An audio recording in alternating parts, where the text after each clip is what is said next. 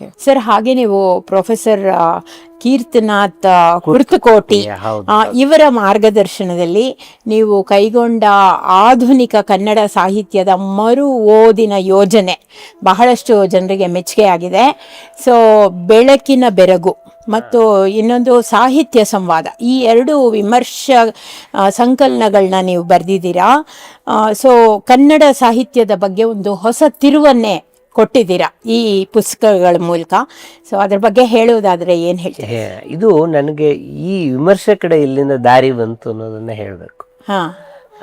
ನಮ್ ದೊಡ್ಡಪ್ಪ ಭಾರತ ಸಿಂಧು ರಶ್ಮಿ ವಿಕರು ಗೋಕಾಕರ ಭಾರತ ಸಿಂಧು ರಶ್ಮಿ ಪುಸ್ತಕನ, ಅದು ಮಹಾಕಾವ್ಯ, ಅವ್ರಿಗೆ ಜ್ಞಾನಪೀಠ ಬಂದಿದ್ದು ಆ ಅದಕ್ಕೆ ಭಾರತ ಸಿಂಧು ರಶ್ಮಿನ ನಾನು ಫಸ್ಟ್ PUC ಮುಗಿಸಿ ಸೆಕೆಂಡ್ PUCಗೆ ಬರುವ ಕಾಲಘಟ್ಟ ಆವಾಗ ಕೊಟ್ಟಿದ್ರು ನನಗೆ.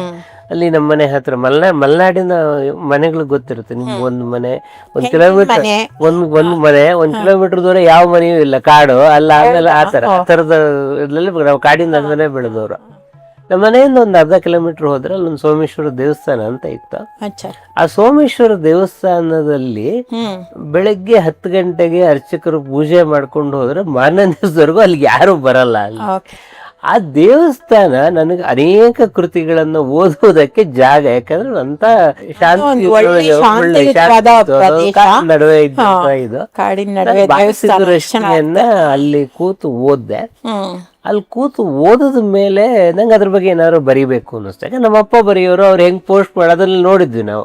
ನಂಗೆ ಬರೀ ಅಂತ ಯಾರು ಹೇಳಲಿಲ್ಲ. ನಾನು ಭಾರತ ಸಿಂಧು ರಶ್ಮಿ ಬಗ್ಗೆ ಒಂದು ಲೇಖನ ಬರ್ದೆ.